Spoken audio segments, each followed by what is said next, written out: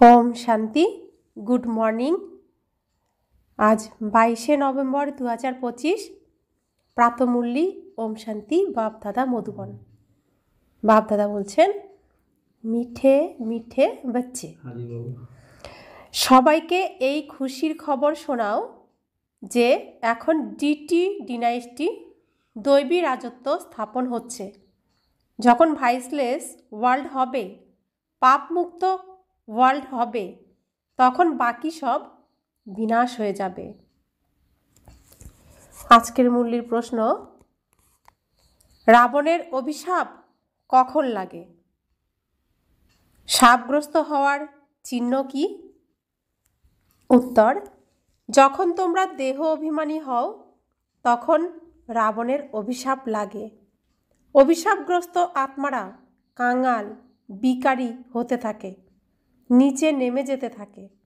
এখন বাবার থেকে উত্তরাধিকার প্রাপ্ত করার জন্য দেহি অভিমানী হতে হবে। নিজের দৃষ্টি বৃত্তিকে পবিত্র করে তুলতে হবে। ওম শান্তি। আত্মাদের পিতা বসে আত্মারূপী বাচ্চাদের 84 জন্মের কাহিনী শোনাচ্ছেন। এটা তো বোঝে যে সকলে তো 84 জন্মগ্রহণ করবে না। তোমরাই সর্বপ্রথমে সত্যযুগ ইত্যাদিতে পূজ্য দেবী দেবতা ছিলে। ভারতে প্রথমে পূজ্য দেবী দেবতা ধর্মেরই রাজ্য ছিল, লক্ষ্মীনারায়ণের রাজ্য ছিল, তো অবশ্যই ডিনাইস্টি হবে। রাজ পরিবারের বন্ধু পরিজনও থাকবে, প্রজাও হবে। এটা হলো যেন এক কাহিনী। 5000 বছর পূর্বেও এদের রাজ্য ছিল, এটা স্মৃতিতে চলে আসে। ভারতে আদি সনাতন দেবী দেবতা ধর্মের রাজ্য ছিল। এটা অসীম জগতের বাবা বসে বোঝাচ্ছেন, যাকে একমাত্র নলেজফুল বলা যায়। নলেজ কোন জিনিসের? মানুষ মনে করে তিনি হলেন সকলের ভিতরকে, কর্ম বিকর্মকে জানেন। মানুষ মনে করেন ওপরে যিনি বসে আছেন তিনি সব জানেন, প্রত্যেকের মনের কথাকে জানেন, প্রত্যেকের কর্ম বিকর্মকে জানেন। কিন্তু বাবা এখন বোঝান প্রতিটি আত্মার নিজ নিজ পাঠ প্রাপ্ত হয়েছে। সকল আত্মা পরমধামে থাকে। আত্মার মধ্যে সমস্ত পাঠ ভরা থাকে, রেডি হয়ে বসে থাকে, যেন গিয়ে কর্মক্ষেত্রে নিজের পাঠ পালন করবে। তো যার যখন স্টেজে অভিনয় করার সময় তখন সে আসে, পরমধাম নিজের ঘরে বসে থাকে রেডি হয়ে, কখন আমার সময় আসবে, কখন আমি যাব। যেমন ক্রিকেট খেললেও ফিল্ডে যারা খেলে তারা খেলে, আর বাকিরা ওপরে বসে থাকে, যখন যার খেলার সময় আসে তখন খেলতে নামে। তো সেরকমই আমরা পরমধামে আত্মা হয়ে বসে থাকি। যখন এই স্টেজে নিজেদের খেলার সময় আসে বা অভিনয় করার সময় আসে, তখন আমরা এই খেলার পোশাক পরে, অর্থাৎ শরীরকে ধারণ করে আমরা খেলতে নামি। শরীররূপী খেলার ড্রেস আমরা পরি, তারপরে খেলতে নেমে যাই। এটাও তোমরা বোঝো যে আমরা আত্মারা সব কিছু করি। আত্মাই বলে এটা হলো টক, এটা হলো নোনতা। আত্মাই বুঝতে পারে আমরা এখন বিকারী, পাপ আত্মা, স্বভাব হলো আসুরিক।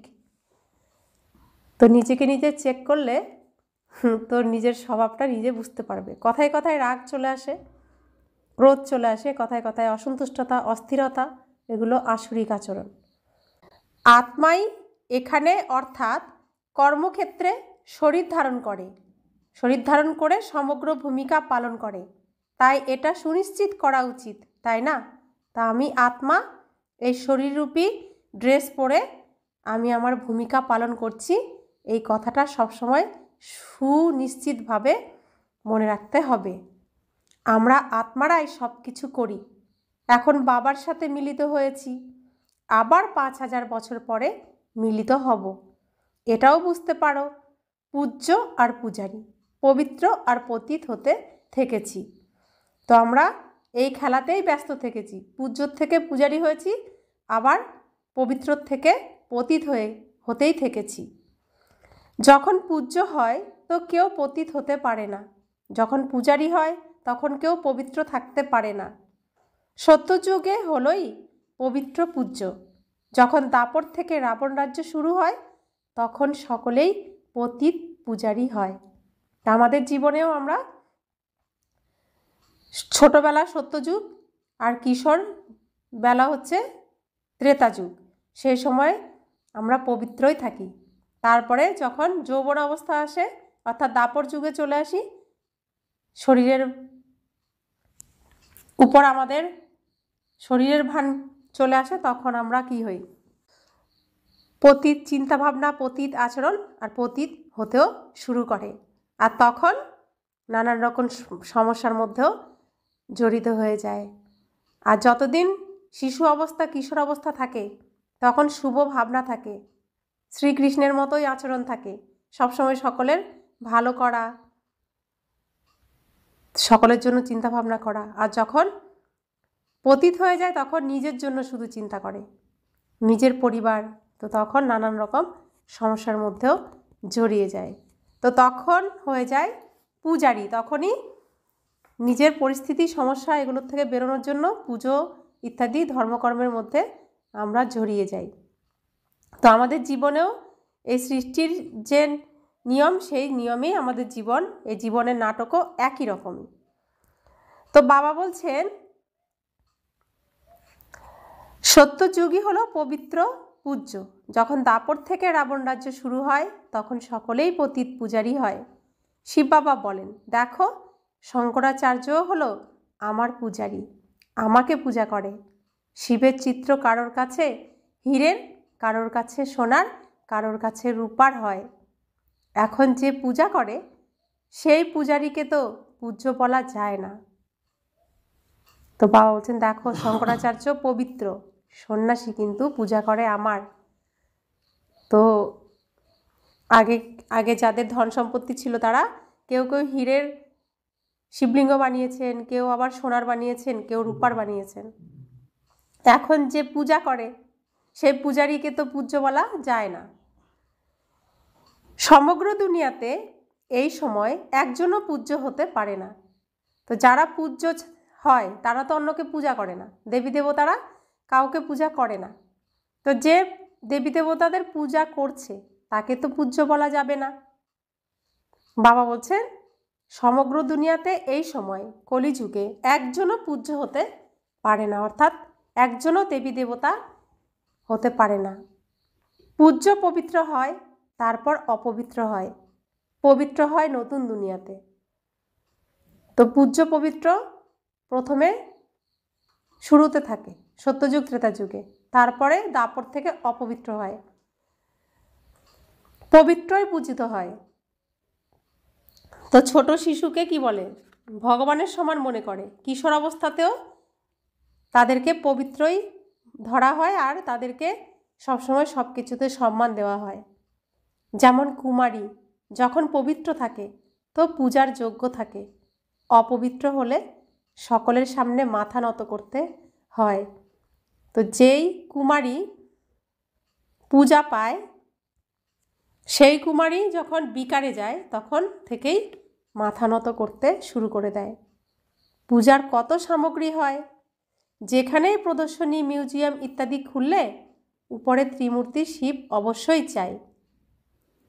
তো বাবা বলছেন লৌকিকে যখন আমরা পুজো করি তখন কত সামগ্রী চাই, আর আমরা এখন দেবতাদের গুণের পূজারি করি, তা আমাদেরও সামগ্রী চাই। তা আমরা দেবতাদের সত্য সত্য চৈতন্য দেবতাদের পূজা করার জন্য তাদেরকে আহ্বান করছি, স্মরণ করছি। তো সেজন্য মিউজিয়াম ইত্যাদি খুললে উপরে ত্রিমূর্তি শিব অবশ্যই রাখতে হবে, কারণ সেই শিবকে দেখেই সত্য চৈতন্য দেবী দেবতারাই পিতাকে চিনে আসবে।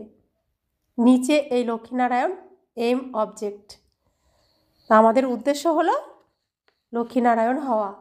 তো এই চিত্র চাই, এই চিত্রের উপরে শিব বাবার চিত্র অবশ্যই চাই। আমরা এই পূজ্য দেবী দেবতা ধর্মের স্থাপনা করছি, অর্থাৎ এই গুণের পূজা আমরা করছি আর এই গুণ আমরা ধারণ করছি। সেখানে আবার আর কোনো ধর্ম থাকে না, তো যখন লক্ষ্মীনারায়ণের রাজ্য থাকবে সেখানে অন্য কোনো ধর্ম থাকবে না। তোমরা বোঝাতে পারো, প্রদর্শনীতে তো ভাষণ ইত্যাদি করতে পারবে না। বোঝানোর জন্য আবার আলাদা ব্যবস্থা থাকা উচিত। মুখ্য ব্যাপারই হলো এই যে আমরা ভারতবাসীদের খুশির খবর শোনাই, আমরা এই রাজ্য স্থাপনা করছি। এটা ডিটি ডিনাইস্টি ছিল, এখন নেই, আবার এর স্থাপনা হচ্ছে, আর সব বিনাশ হয়ে যাবে। সত্যযুগে যখন এই এক ধর্ম ছিল তো অনেক ধর্ম ছিল না, এখন এই অনেক ধর্ম মিলেমিশে এক হয়ে যাবে, সেটা তো হতে পারে না। তারা আসেই একে অপরের পিছনে আর বৃদ্ধি পেতে থাকে। প্রথম যে আদি সনাতন দেবী দেবতা ধর্ম তা প্রায় বিলুপ্ত। এমন কেউ নেই যে নিজেকে দেবী দেবতা ধর্মের বলতে পারে। একেই বলা হয়ে থাকে ভিশাস ওয়ার্ল্ড, পাপের দুনিয়া। তোমরা বলতে পারো আমরা আপনাদের খুশির খবর শোনাচ্ছি, শিব বাবা ভাইসলেস ওয়ার্ল্ড স্থাপন করছেন, পবিত্র দুনিয়া স্থাপন করছেন, পাপমুক্ত দুনিয়া স্থাপন করছেন। আমরা এই প্রজাপিতা ব্রহ্মার সন্তান, ব্রহ্মা কুমার, ব্রহ্মা কুমারী। সর্বপ্রথম তো আমরা হলাম ভাই ভাই, তারপর রচনা হলে তো অবশ্যই ভাই বোন হব। তো আমরা আত্মারূপে জন্মগ্রহণ করছি। তারপরে আমাদের স্টেজে অভিনয় করার জন্য ব্রহ্মা বাবা আমাদের জন্য বস্ত্র নির্মাণ করছেন, তিনি বিশ্বকর্মা, তিনি সব কিছু নির্মাণ করছেন আমাদের জন্য। তখন ব্রহ্মা বাবার দ্বারা যখন শরীর পাচ্ছি তখন আমরা শরীরে হয়ে যাই ভাই বোন। শিব বাবার সন্তান আমরা, আত্মা আত্মা ভাই ভাই, শরীরে আমরা ব্রহ্মার সন্তান, ভাই বোন।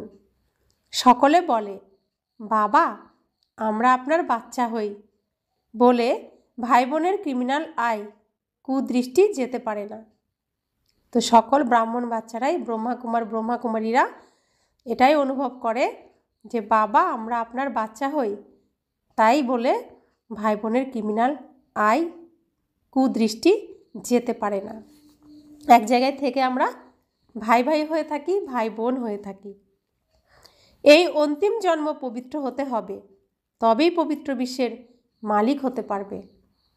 তো আমরা এই মানব শরীরে থেকেও ঈশ্বরীয় কুলে জন্মগ্রহণ করেছি, এটাই আমাদের অন্তিম জন্ম। আর এই জন্মেই শুধুমাত্র আমাদেরকে নিজের মূল স্বরূপে এই পৃথিবীতে থেকেও নিজের স্বধর্মে স্থিত হতে হবে, স্বরূপে মূল রূপে নিজেকে এখানে তৈরি করতে হবে।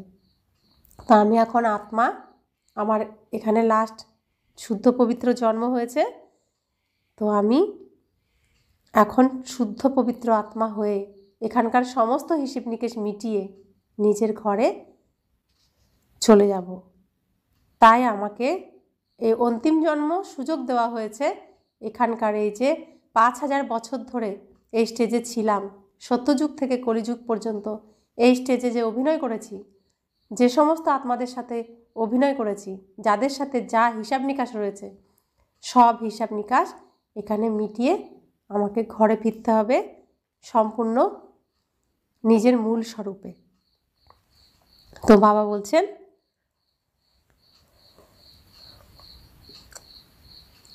তো এই অন্তিম জন্ম আমাদেরকে পবিত্র হতে হবে, পবিত্র থাকতে হবে, পবিত্র হয়ে ঘরে ফিরতে হবে। তোমরা জানো যে গতি সদ্গতি দাতা হলেনই একমাত্র বাবা। পুরানো দুনিয়া পরিবর্তন করে অবশ্যই নতুন দুনিয়ার স্থাপন হতে হবে, সেটা তো ভগবানই করবেন। এখন সেই নতুন দুনিয়া কিভাবে ক্রিয়েট করেন এটা তোমরা বাচ্চারাই জানো। তো পুরানো দুনিয়ার পরিবর্তন আর নতুন দুনিয়ার স্থাপনা এটা হবেই, এই সৃষ্টিতে নাটকে এটাই নিয়ম। কিন্তু পাহাড়কে কে ভাঙবে? সমুদ্রকে পাহাড় কে বানাবে? মরুভূমিকে সুন্দর স্থলভূমি কে বানাবে? এ তো কোনো মানুষের পক্ষে সম্ভব নয়, ভগবানই একমাত্র পারেন। আর তার প্রসেস শুরু হয়ে গেছে, কারণ এখন খবরে আমরা শুনি যে বাদল ফেটে গেছে, তো পাহাড় ভেঙে টুকরো টুকরো হয়ে গেছে। এটা কি কোনো মানুষের পক্ষে সম্ভব? ভগবানই এই সমস্ত কার্যের দায়িত্ব পরিচালনা করেন, একমাত্র তিনি পারেন। আর এই প্রসেস শুরু হয়েছে, আমরা সবাই তার সাক্ষী। এখন সেই নতুন দুনিয়া কিভাবে ক্রিয়েট করেন এটা তোমরা বাচ্চারাই জানো। এখন পুরানো দুনিয়াও আছে, এটা কোথাও শেষ হয়নি। চিত্রতেও আছে ব্রহ্মা দ্বারা স্থাপনা। এটা হলো এনার অনেক জন্মের শেষের জন্ম। ব্রহ্মার যুগল নেই, ব্রহ্মার তো হলো অ্যাডপশান। ব্রহ্মার যুগল নেই, ব্রহ্মা দত্তক নেন। তো ব্রহ্মার যুগলকে আত্মা, পরমাত্মা আর ব্রহ্মা বাবার শরীর, এটাই হচ্ছে যুগল। বোঝানোর জন্য অকাট্য যুক্তি চাই। শিব বাবা ব্রহ্মার মধ্যে প্রবেশ করে আমাদের আপন করেন। শিব বাবা, ব্রহ্মা মা। শিব বাবা আত্মা, ব্রহ্মা বাবার শরীর। তো পুরুষ আর প্রকৃতির মিলনেই সংসার রচনা হয়। তো আমি আত্মা পুরুষ, আমি আত্মা শরীর নারী, তো প্রকৃতি। তো প্রকৃতি আর পুরুষের মিলন হলেই সংসার রচনা হয়। তো আমার পুরো শরীর আর আমি আত্মা মিলে আমার সংসার। আবার শিব বাবা ব্রহ্মা বাবা মিলে কম্বাইন্ড হয়ে একটা সংসার, সেখান থেকে আবার আমরা বাচ্চাদের জন্ম। তো ঠিক সেরকম জগৎ সংসারেও এভাবেই সংসার রচনা হয়। তো বাবা বলছেন শরীরে প্রবেশ করে, তাই তো বলে হে আত্মারা তোমরা হলে আমার সন্তান। তো শিব বাবাও বলেন তোমরা আমার বাচ্চা, মিষ্টি মিষ্টি বাচ্চা, মিঠে মিঠে বেচ্ছে। ব্রহ্মা বাবাও বলেন আমার আদরের বাচ্চা। তো বাচ্চারা কি করছে না করছে ব্রহ্মা বাবার সবসময় মা রূপে চিন্তা থাকে।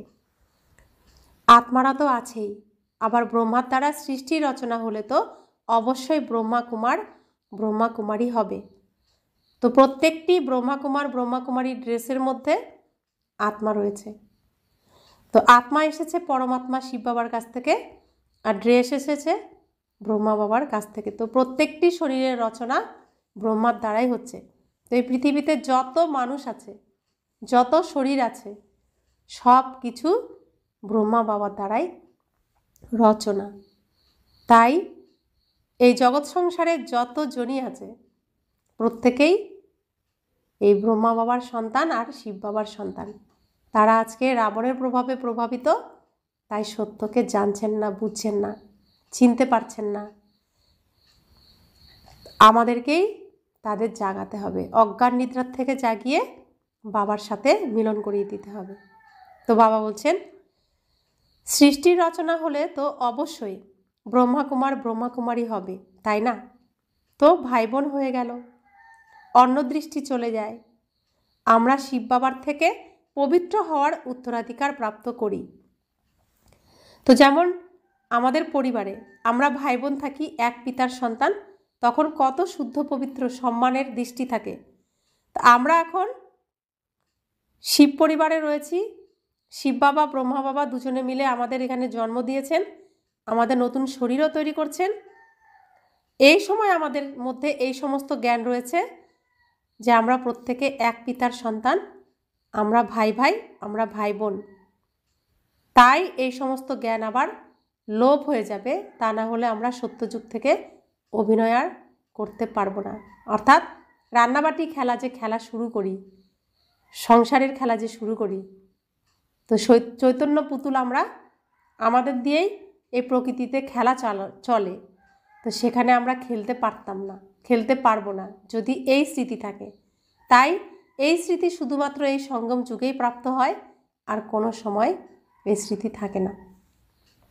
তো বাবা বলছেন আমরা শিব বাবার থেকে পবিত্র হওয়ার উত্তরাধিকার প্রাপ্ত করি, রাবণের থেকে আমাদের অভিশাপ প্রাপ্ত হয়। এখন আমরা দেহি অভিমানী হচ্ছি বলে বাবার থেকে উত্তরাধিকার প্রাপ্ত হচ্ছে।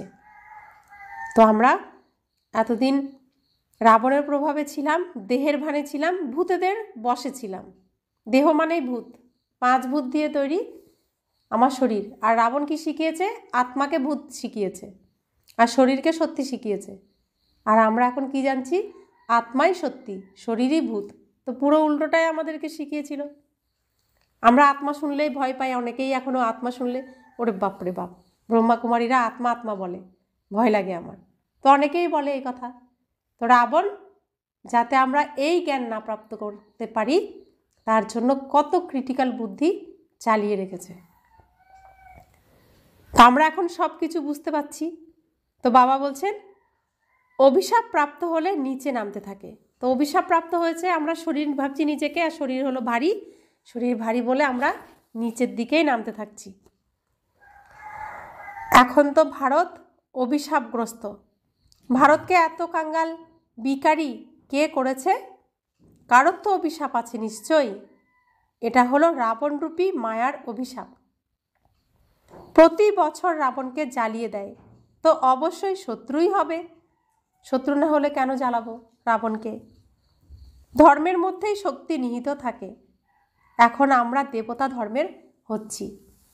তা আমরা এতদিন ধর্ম যেটাকে মনে করতাম, রাবণ যে ধর্ম আমাদের দিয়ে করাতো, সম্পূর্ণ আমাদের উল্টো করিয়েছে, যার দ্বারা আমরা আরও দুঃখে কষ্টের মধ্যে চলে গেছি। তো সত্য ধর্ম, সনাতন শাশ্বত ধর্ম আমাদের সত্য পিতাই এসে বোঝাচ্ছেন এবং গ্রহণ করাচ্ছেন। সনাতন অর্থাৎ শুদ্ধ পবিত্র, সনাতন অর্থাৎ শুভ, সনাতন অর্থাৎ কল্যাণকারী, সনাতন অর্থাৎ মঙ্গলকারী। আর রাবণ আমাদেরকে দিয়ে কি করিয়েছে? সব অমঙ্গল করিয়েছে, অশুভ করিয়েছে, আর অকল্যাণের কাজ করিয়েছে। তো সনাতন ধর্মের সমস্ত গুণ এখন বাবা এসে আমাদেরকে ধারণ করাচ্ছেন। তো যখন আমি শুদ্ধ পবিত্র ধর্মের গ্রহণ করছি তখনই আমার মধ্যে শক্তি আসছে। তাই বলছে ধর্মই হলো শক্তি। তো যে ধর্মকে বেছে নেবে তার কখনো অকল্যাণ হতে পারে না, আর যে অধর্মকে বেছে নেবে তার অকল্যাণ সবসময় হতেই থাকবে। তো আমি সবসময় কল্যাণকারী পিতার সন্তান, তো আমিও সনাতন শাশ্বত। তো ধর্মের আমি রক্ষক, আর ধর্মেই আমি চলি। তো ধর্মই আমার শক্তি। সেজন্য বাবা হলেন নতুন ধর্মের স্থাপনা করার নিমিত্ত। তো ভগবান ছাড়া কেউ সনাতন ধর্ম স্থাপন করতে পারে না। তো ভগবানই হলেন নতুন ধর্ম স্থাপনার নিমিত্ত। কত শক্তি সম্পন্ন ধর্ম স্থাপন করেন? আমরা বাবার থেকে শক্তি গ্রহণ করি, সমগ্র বিশ্বের উপর বিজয় প্রাপ্ত করি। কিসের দ্বারা? শুধুমাত্র এই সনাতন ধর্ম, শাশ্বত ধর্মকে গ্রহণ করার ফলেই আমরা বিজয়ী হতে পারছি, সমগ্র বিশ্বের উপর বিজয় প্রাপ্ত করি। স্মরণের যাত্রাতেই শক্তি প্রাপ্ত হয় আর বিকর্ম বিনাশ হয়। তো 1979 সালের 12ই জানুয়ারির মূলনীতিতে আছে যে আমাদের স্বধর্ম হলো স্মরণ করা, আর কর্তব্য হলো সেবা করা। আমাদের কর্তব্য সেবা, আর ধর্ম বাবাকে স্মরণ করা। তাই বাবা আমাদের বলেন স্মরণের যাত্রাতেই শক্তি প্রাপ্ত হয়। তো আমাদের ধর্ম হলো বাবাকে স্মরণ করা, তবেই শক্তি আসবে। তো বাবা বলছেন তাই এটাও এক পোস্টার লিখে দেওয়া উচিত। আমরা খুশির খবর শোনাচ্ছি, এখন এই ধর্মের স্থাপনা হচ্ছে, যাকে হেভেন স্বর্গ বলে। এমন বড় বড় শব্দে লিখে দাও। বাবা রায় দেন সবচেয়ে মুখ্য হলো এইটা, এখন আদি সনাতন দেবী দেবতা ধর্মের স্থাপনা হচ্ছে। প্রজাপিতা ব্রহ্মাও বসে আছেন। আমরা অর্থাৎ ব্রহ্মাকুমার ব্রহ্মাকুমারীরা শ্রীমত অনুযায়ী এই কার্য করছি। বাবা এটা সবসময় মনে করিয়ে দেন। শ্রীমত অর্থাৎ শ্রেষ্ঠ মত কার? শিব বাবার। শিব বাবার মতে আমরা করছি, নিজের মতে কিছু করছি না। ব্রহ্মার মত নয়, শ্রীমত হলোই পরমপিতা পরমাত্মা শিবের। শ্রী অর্থাৎ যিনি সদা সুন্দর, সুন্দরের মতে আমরা সুন্দর হব না, সেই জন্য বলা হয় শ্রীমত। যিনি হলেন সকলের পিতা। একমাত্র বাবা এক ধর্মের স্থাপনা, অনেক ধর্মের বিনাশ করেন। রাজযোগ শিখে এরকম হয়। তো সমস্ত ধর্ম এইবার এই পৃথিবীতে সৃষ্টিতে অন্যান্য ধর্মের বিনাশ আর এক ধর্মের স্থাপনা হচ্ছে। আমাদের করণীয় কি? আমাদের কোন ধর্মকে বিনাশ করতে হবে? অনেক ধর্মের বিনাশ করতে হবে আর এক ধর্মের স্থাপনা করতে হবে। আমাদের করণীয় কি? আমাদের দেহের মধ্যে অনেক ধর্ম রয়েছে, এই সব ধর্মের বিনাশ করাতে হবে আর এক আত্মার ধর্মে স্থিত হতে হবে। তা আমাদেরও সেই কার্য, কিন্তু আমার মধ্যে যে অনেক রকমের অসুর রয়েছে, এই হচ্ছে অনেক রকমের আসরিক ধর্ম। এই আসরিক ধর্মগুলোকেই বিনাশ করতে হবে। আত্মার স্বধর্ম মানে এক ধর্মে আমাদেরকে স্থিত হতে হবে। যেমন জগৎ সংসারে চলছে, আমার এই যে সংসার, শরীরের মধ্যে যে সংসার রয়েছে, এই সংসারের মধ্যেও একই চলছে। তা আমাকে অনেক ধর্মের বিনাশ করতে হবে আর এক ধর্মের স্থাপনা করতে হবে। আর রাজযোগ শিখে এরকম হয়। তো রহস্য জানলাম, আমি আত্মা, আমার পিতা পরমাত্মা, আমি এই ড্রামাতে অভিনয় করি। তো এই শিক্ষা আমরা কোথায় পেয়েছি? এই রাজযোগের, এই রহস্যের যোগের দ্বারা, রাজা হওয়ার যোগের দ্বারা। আমরাও এই রকম হচ্ছি। আমরা অসীম জগতের সন্ন্যাস করেছি, কারণ জানি যে এই পুরানো দুনিয়া ভস্ম হয়ে যাবে। যেমন পার্থিব জগতের পিতা নতুন গৃহ তৈরি করলে পুরানোর প্রতি মায়া মমতা চলে যায়। বাবা বলেন, এই পুরানো দুনিয়া শেষ হয়ে যাবে, এখন তোমাদের জন্য নতুন দুনিয়া স্থাপন করছি। তোমরা অধ্যয়ন করোই নতুন দুনিয়ার জন্য। অনেক ধর্মের বিনাশ, এক ধর্মের স্থাপনা এই সঙ্গমেই হয়ে থাকে। লড়াই বাঁধবে, ন্যাচারাল ক্যালেমিটিসও আসবে। সত্যযুগে যখন এদের রাজত্ব ছিল, তখন আর অন্য কোনো ধর্ম ছিল না। বাকি সব কোথায় ছিল? এই নলেজ বুদ্ধিতে রাখতে হবে। তাহলে সত্যযুগে অল্প সংখ্যক অভিনয় করতে এসেছে, আর এখন এই পৃথিবীতে এত আত্মা, এত মানুষ, তাহলে বাকিরা কোথায় ছিল? আমাদের ছোটবেলায়ও তো এত মানুষ ছিল না। তাহলে এত মানুষ কোথা থেকে আসলো? কিভাবে আসলো? এরা কোথায় ছিল? এই নলেজ বুদ্ধিতে রাখতে হবে। এমন না যে এই নলেজ বুদ্ধিতে রাখলে অন্য কোনো কাজ করবে না। কত কিছুর খেয়াল রাখে, চিঠি লেখা, পড়াশোনা করা, বাড়ির খেয়াল রাখা, তাও বাবাকে স্মরণ করতে থাকে। বাবাকে স্মরণ না করলে তবে কিভাবে বিকর্ম বিনাশ হবে? তো ব্রহ্মা বাবার কথা শিব বাবা আমাদের বোঝাচ্ছেন যে এই যে নলেজ, এটা বুদ্ধিতে রাখতে হবে। আর এই নলেজ বুদ্ধিতে রাখলে এমন নয় অন্য কিছু করতে পারবে না। বাবা বলছেন, ব্রহ্মা বাবা কী কী করতেন? সব বাচ্চারা চিঠি পাঠাতো, তো সেই চিঠির উত্তর তাকে দিতে হতো, সব পড়াশোনা করতে হতো, আবার সম্পূর্ণ যজ্ঞের এই বাড়ি নতুন যে স্থাপনা, এরও খেয়াল রাখতে হতো, আবার শিব বাবাকে স্মরণও করতে হতো। তো শিব বাবাকে স্মরণ না করলে তো ব্রহ্মার বিকারী রূপের পরিবর্তন তো হবে না, বিকর্ম বিনাশ হবে না। তো তাকেও তো তার বিকর্ম বিনাশ করতে হয়েছে, তাকেও স্মরণের দ্বারা সমস্ত বিকারকে ভস্ম করতে হয়েছে, পুরুষার্থ করতে হয়েছে। তো আমাদেরকেও সেই ব্রহ্মা বাবার মতন করতে হবে। শিব বাবা আমাদেরকে তাই তাকে, ব্রহ্মা বাবাকে সামনে রেখে শেখাচ্ছেন, বাচ্চারা এখন তোমাদের জ্ঞান প্রাপ্ত হয়েছে, তোমরা অর্ধকল্পের জন্য পূজ্য হচ্ছ। অর্ধকল্প হলো পূজারী, তমপ্রধান, আবার অর্ধকল্প পূজ্য শতপ্রধান হয়। আত্মা পরমপিতা পরমাত্মার সাথে যোগযুক্ত হলেই পারস হয়। তো আমরা এখন কি হচ্ছি? পারসনাথ বাবা এসেছেন, আমাদেরকে পরশপাথর ছুঁয়ে আমাদেরকে পরশপাথর বানাচ্ছেন, পারস হয়ে যাচ্ছি। তো কিসের মাধ্যমে হব? পরমাত্মার সাথে যত যোগ রাখবো ততই আমরা হব। তার ছোঁয়া যেখানে যেখানে লাগবে সেখানেই সোনা হয়ে যাবে, আর যেখানে অন্ধকার থাকবে সেখানে লোহাই থেকে যাবে। সেজন্য বাবা বলেন, তোমার আর আমার মাঝখানে কোনো দেহকে রেখো না, আর দেহ রাখলেই সেই জায়গাটায় লোহাই থেকে যাবে, সোনা আর হবে না। অর্থাৎ দেহর জন্য বাবার কিরণ আমি আত্মার মধ্যে পৌঁছাবে না। সেই জন্য বাবা বলেন, দেহ সহ দেহের সমস্ত ধর্মকে ভুলে যাও, তাহলে তোমার মধ্যে সম্পূর্ণ প্রকাশ যাবে আর তুমি সম্পূর্ণ সোনা হয়ে উঠবে। আর সম্পূর্ণ সোনা না হলে সোনার রাজ্যে যাওয়া যাবে না, সত্যযুগে যাওয়া যাবে না। তো বাবা বলছেন, স্মরণ করতে করতে আয়রন এজ থেকে গোল্ডেন এজে চলে যাবে। পতিত পাবন একজনকেই বলা হয়। ক্রমশ এগোলে তোমাদের আওয়াজ বের হবে। এটা তো হলো সব ধর্মের জন্য, তোমরা বলেও থাকো। বাবা বলেন, পতিত পাবন হলাম আমি, আমাকে স্মরণ করলে তোমরা পবিত্র হয়ে যাবে। এছাড়া সবাই হিসাবপত্র চুকিয়ে দিয়ে যাবে। কোন হিসাবপত্র চুকিয়ে দিয়ে যাব? কিসের হিসাবপত্র চুকিয়ে দিয়ে যাব?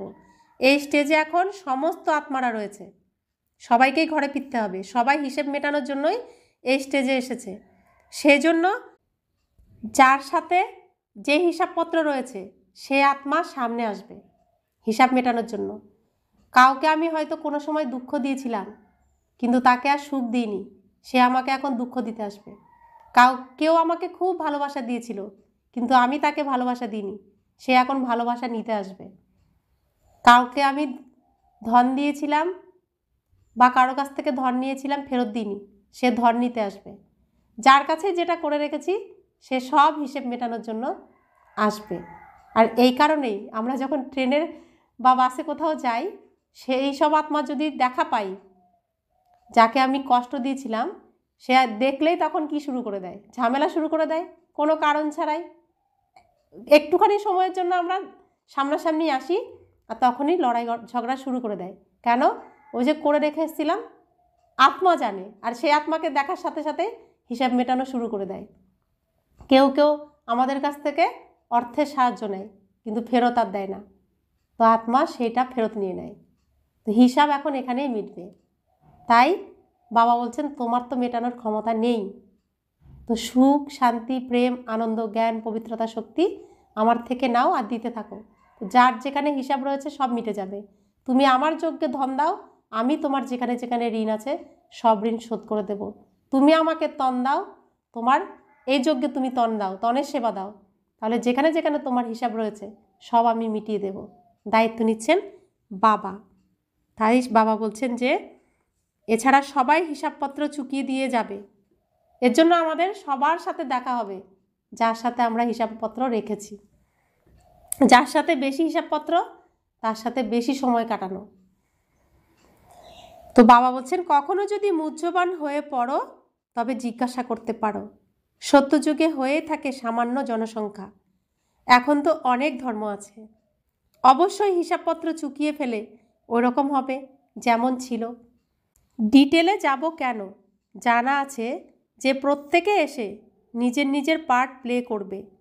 এখন সকলকে ফিরে যেতে হবে, কারণ এইসব সত্যযুগে ছিলই না। বাবা আসেনি এক ধর্মের স্থাপনা অনেক ধর্মের বিনাশ করতে। এখন নতুন দুনিয়ার স্থাপনা হচ্ছে। অবশ্যই আবার সত্যযুগে আসবে, অবশ্যই চক্র আবর্তিত হবে। এসব বিষয়ে টু মাছ বিশদে যাওয়ার প্রয়োজন নেই। মূল কথা হলো আমরা শতপ্রধান হলে উচ্চপদ প্রাপ্ত করব। কুমারীদের তো এতে লেগে পড়তে হবে।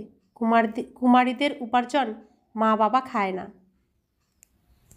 তো বাবা বলছেন, কত সুন্দর রাস্তা বলে দেন বাবা, যে কুমারীরা হলো কি 21 কুলকে উদ্ধারকারী। তো উদ্ধার করবে, উদ্ধার করার কাজ যে তাদের লেগে পড়তে হবে। কুমারীদের উপার্জন তো মা বাবা খাবে না, কিন্তু উদ্ধার হওয়ার ক্ষেত্রে, দায়িত্ব নেওয়ার ক্ষেত্রে কুমারীরা সাহায্য করবে। কিন্তু আজকাল মানুষের লোভ বেড়ে গেছে বলে কুমারীদেরও উপার্জন করতে হয়। তোমরা বুঝতে পারো, এখন পবিত্র হয়ে পবিত্র দুনিয়ার মালিক হতে হবে।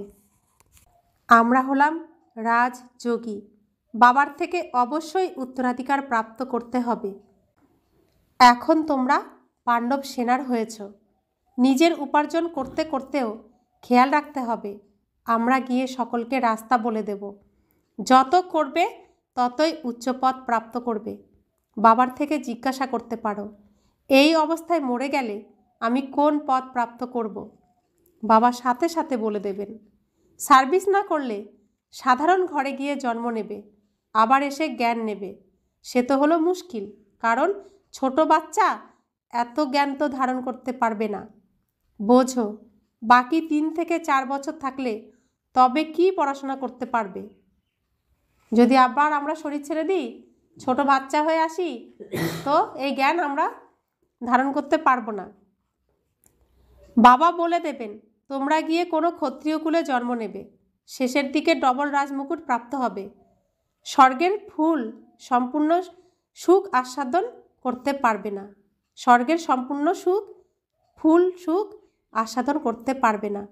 যারা ফুল সার্ভিস করবে, অধ্যয়ন করবে, তারাই ফুল সুখ আস্বাদন করবে, নম্বর অনুযায়ী, পুরুষার্থ অনুসারে। এই আশাই রাখতে হবে। এখন না হতে পারলে তো কোনো কল্পে হতে পারা যাবে না। প্রত্যেকে নিজেকে জানতে পারে আমি কত মার্কস পেয়ে পাশ করব। সব জানতে পেরেও বলা হয় ভবিতব্য। ভিতরে ভিতরে দুঃখ হবে, তাই না? বসে বসে আমার কি হয়ে গেল। বসে বসে মানুষ মরেও যায়। সেজন্য বাবা বলেন বিশ্রাম করো না। পুরুষার্থ করে পতীত থেকে পবিত্র হতে থাকো, রাস্তা বলতে থাকো। কোনো মিত্র পরিজন ইত্যাদি থাকলে তাদের উপর সহানুভূতিশীল হওয়া উচিত। দেখতে পাওয়া যায় এই বিকার ছাড়া, ঘৃণ্য খাওয়া ছাড়া থাকতে পারে না, তবুও বোঝাতে থাকা উচিত।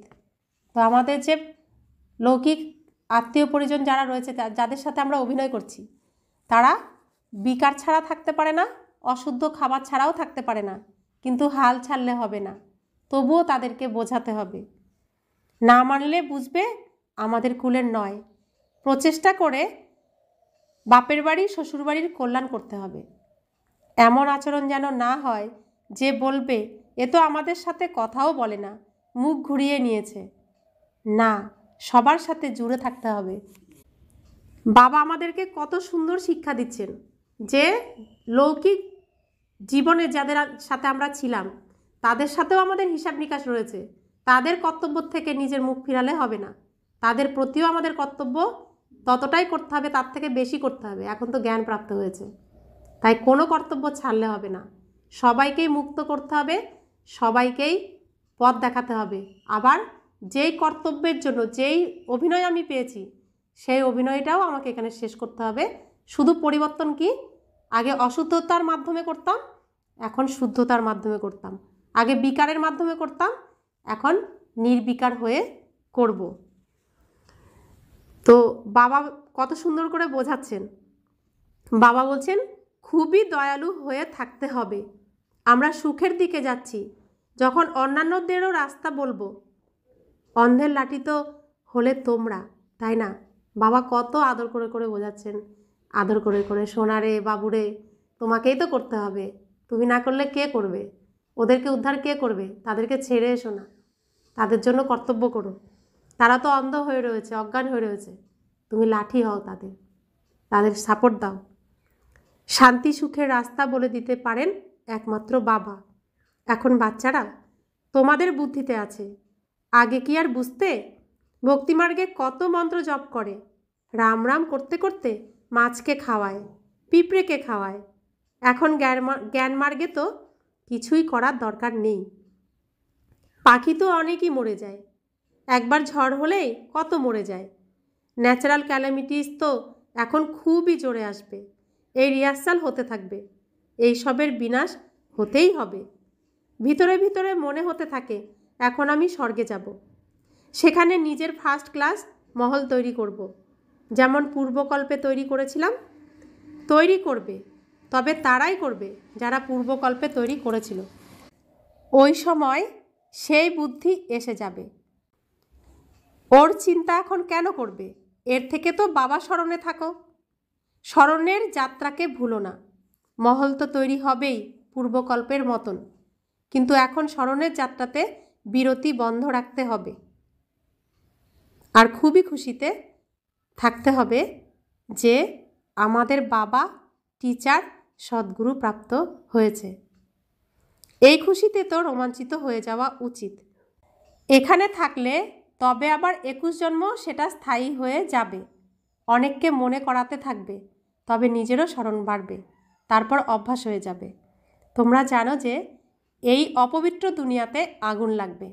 তোমরা ব্রাহ্মণদেরই এই খেয়াল আছে, এই সমগ্র দুনিয়া শেষ হয়ে যাবে। সত্যযুগে এসব কিছুই মনে পড়বে না। এই যে আমরা এত কিছু জানছি সম্পূর্ণ রহস্যকে, সত্যযুগে কিছুই মনে থাকবে না। তো বাবা বলছেন তুমি নিজেও স্মরণ করো, অন্যকেও করাও, তুমি পড়াশোনা করতে যাও, অন্যজনকেও পড়াশোনা করাতে নিয়ে যাও। তো আমরা যত করব আমাদের নিজেদেরও অভ্যাস হয়ে যাবে, আর নিজেরও স্মরণ বাড়বে, তো অনেক লাভও হবে। তো বাবা বলছেন তোমরা ব্রাহ্মণদেরই এই খেয়াল আছে এই সমগ্র দুনিয়া শেষ হয়ে যাবে। সত্যটা আমরা জানি, অন্যান্যরা জানে না। সত্যযুগে এসব কিছুই মনে পড়বে না। এখন হলো অন্ত, তোমরা স্মরণের জন্য পুরুষার্থ করছো। এখন এই নাটক এখানে শেষ হবে, শেষ হয়ে গেছে আমাদের জন্য, এটা শুধুমাত্র আমরাই জানি। অন্যান্যরা ভাবছে নাটক এখনও চলবে, এটা যে নাটক সেটা শুধু ভাবে, অনুভব করে না। তো তারা ভাবে এখনও এই কলিযুগের শেষ হতে 40,000 বছর বাকি। তো তারা কি আর চিন্তা করবে শেষের কথা? শেষ হচ্ছে, চিন্তা করবে না।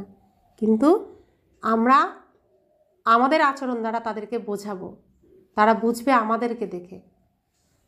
अच्छा, मीठे मीठे सिखिले दे बच्चों प्रति माता पिता बाप दादा का याद प्यार और गुड मॉर्निंग। रूहानी बाप की रूहानी बच्चों को नमस्ते। हम रूहानी बच्चों की रूहानी माता पिता बाप दादा को याद प्यार गुड मॉर्निंग और नमस्ते नमस्ते नमस्ते।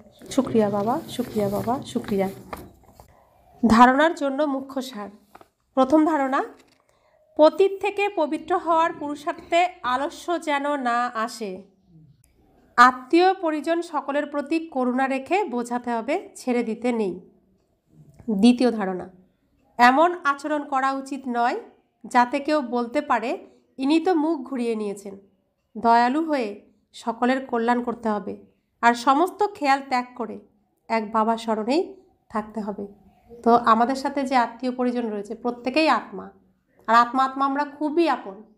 शरीर आमादेर आपन नय, किन्तु आत्मा तो खूब आपन, माने बाबार सन्तान आमरा, भाई भाई, प्रत्येक आत्माई आमादेर आपन। ताई छाड़बो काके? आत्मादेर तो छाड़ते पारबो ना, तादेरके घरे फेरार रास्ता आमादेर बोलतेई हबे।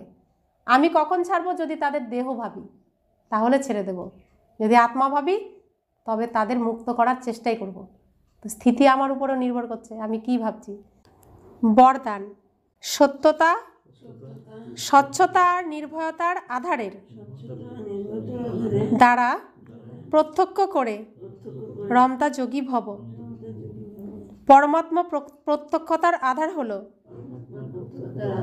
सत्यता और सत्यतार आधार हलो स्वच्छता बा निर्भयता।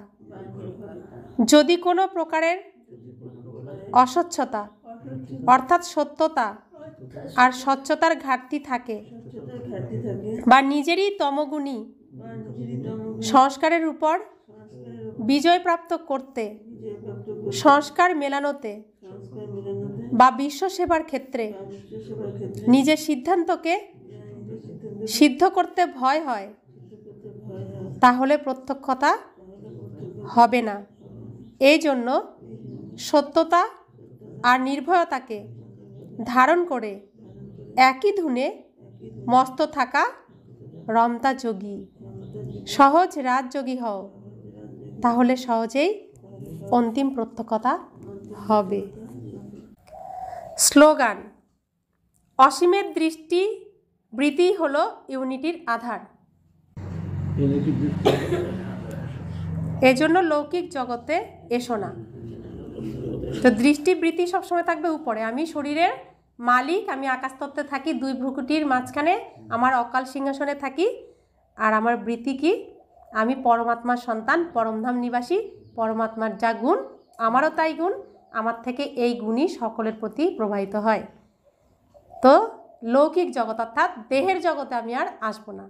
आमी देह नई, आमी देहेर मालिक, एटाई आमादेरके मने राखते हबे। तो लौकिक जगते आसबो ना। जारा देह निये घुरছে, নিজেকে দেহ মনে করছে, সেই জগতে আসবো না। কিন্তু সেই জগতের আত্মার সঙ্গে আমার সম্পর্ক থাকবে। আত্মাকে আমি দেখব, সেই আত্মার মধ্যে পরমাত্মার গুণ আমার থেকে সদা প্রবাহিত হয়। সেই আত্মা আমার কাছ থেকে সুখ, শান্তি, প্রেম, আনন্দ, জ্ঞান, পবিত্রতা, শক্তি প্রাপ্ত করছে সব সময়। তো এই ভাবনা আমাদের রাখতে হবে, এই বৃত্তি আমাদের রাখতে হবে। এটাই হলো আমাদের ইউনিটির আধার। অব্যক্ত ইশারা, অশরীরী বা বিদেহী স্থিতির অভ্যাস বাড়াও।